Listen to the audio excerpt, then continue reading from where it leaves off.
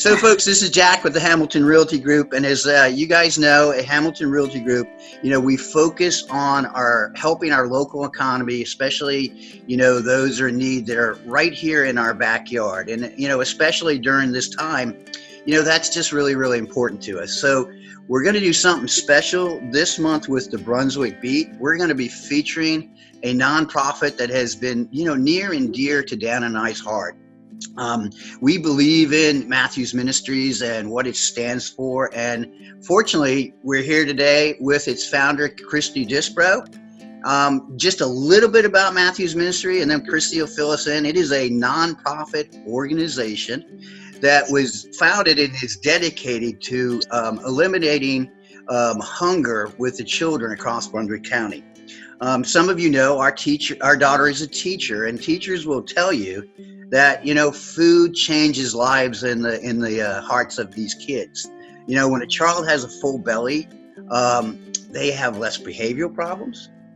They tend to test higher in scores, and they're just overall happier kids. So it really doesn't take a lot to make a big difference in the life of a child. So today I'm going to introduce you to the founder of Matthews Ministries, Christy Disbrow. And Christy, thanks for being with us on this show. And tell us a little bit about Matthews Ministry, how it got started. Well, I was thinking today, Jack, when I was getting ready, I don't know what made me think of it, but we will be having our 10-year anniversary of Matthews Ministry in September. Wow.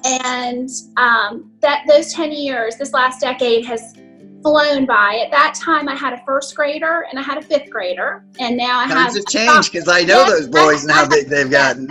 I have a sophomore in college and a sophomore in high school now. So yes, 10 years, a lot happens. But at that time, because both my boys were in the same school, and it would be the last time that would happen for a while, Right.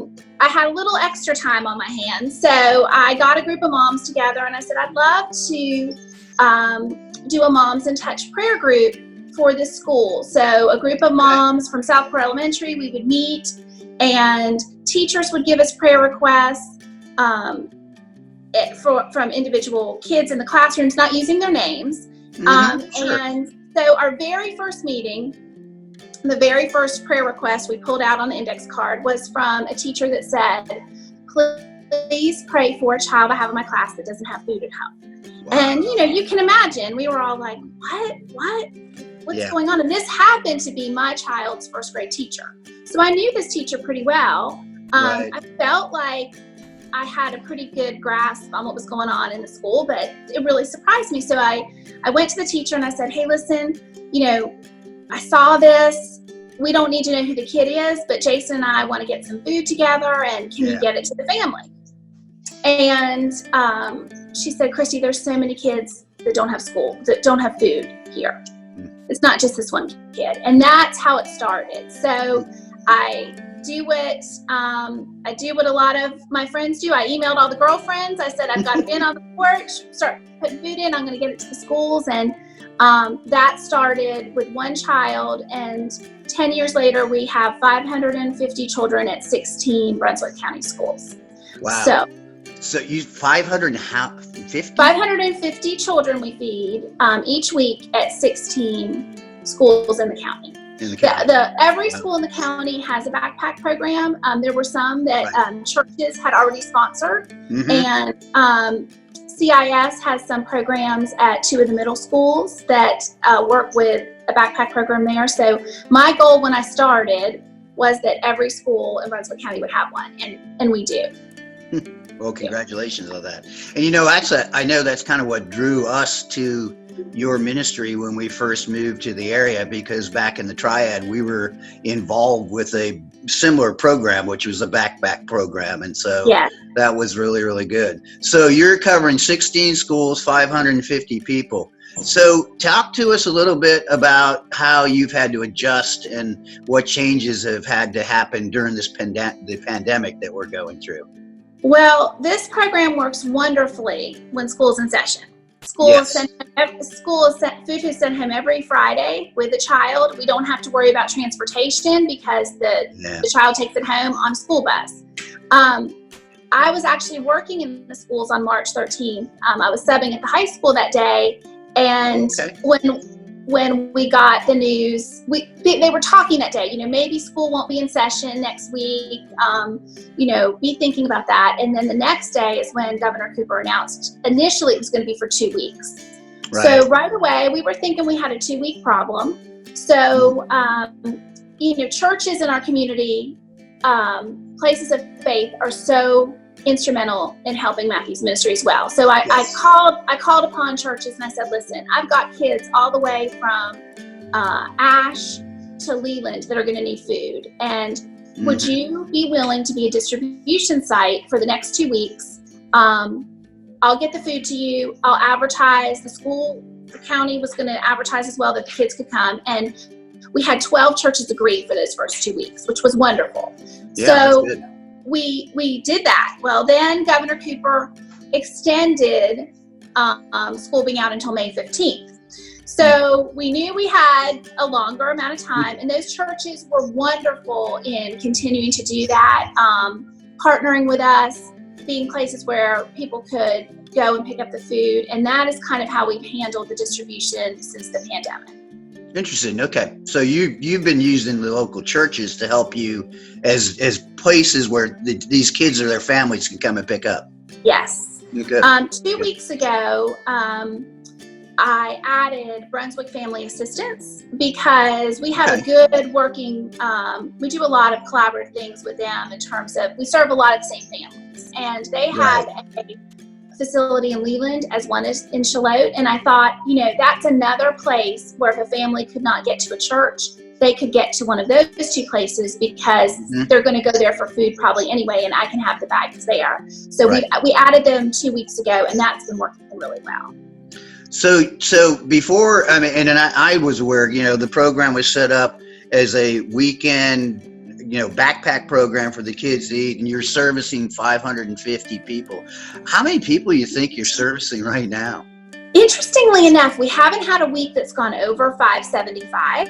Okay. But I think there's a couple things that play into that. Number one, I know transportation is an issue for some people. Yes. That's the beauty of this is that when school's in session, we don't have to worry about that piece. Right. We've had a few families reach out to us and say, we can't get to you, and we've made those deliveries to them. But I think another big factor in this is there's a little bit of a pride issue in going. Sure. It's one thing if the child takes it home and it's very, it's not this big announcement, you're taking home backpack food. Right. It's a little different to have to go somewhere. And sometimes it's hard for people to sometimes ask for help. Sure. It's hard. So I think we did add some new families. We got emails, we weren't on your program before, but now we're facing hard times. Can we pick up a bag? And we did so, but we haven't gone over 575 for a week yet. Now, that being said, when school's back in session, right, and these families are still facing economic hardships, I expect our numbers to be way higher than 550 in the fall. Because unlike Hurricane Florence, we kind of had a little practice with Hurricane Florence. Yeah, we did. We learned how to, school was out for 4 weeks. So we kind of, we had a little bit of practice on how to do that. But Hurricane Florence, there was an end point. And with this, I don't know what the end point's going to be. I don't know when people are going to be able to get back to work. Right.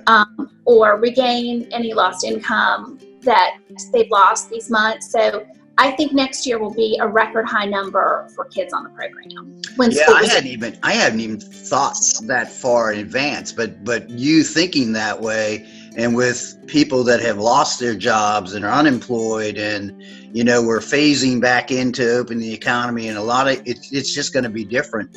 I'm actually pleased to hear that you're forward thinking enough to say when we get back in school, we're going to need more. So it's a blessing and a curse. I am a ultimate planner. So I plan way, and what COVID-19 has told me, my calendars for May, June, July, and August, I might as well not even had them because nothing's going the way I thought. But it's just the way I always am thinking. And this has been hard because you just don't know what's going to happen. The unknown in this is but I am, I'm expecting a really big year for the backpack program next year, just because I see what this has done to so many families. Yeah.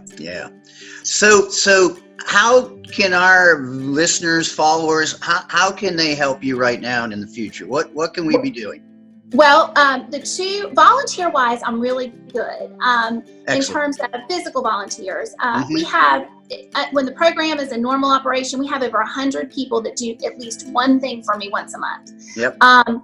When the church is in this new way of handling it, I didn't need physical volunteers to take them to the schools, and we haven't had as many packings because of just the restrictions on social distancing. And we've had lots of food donated already packed for us.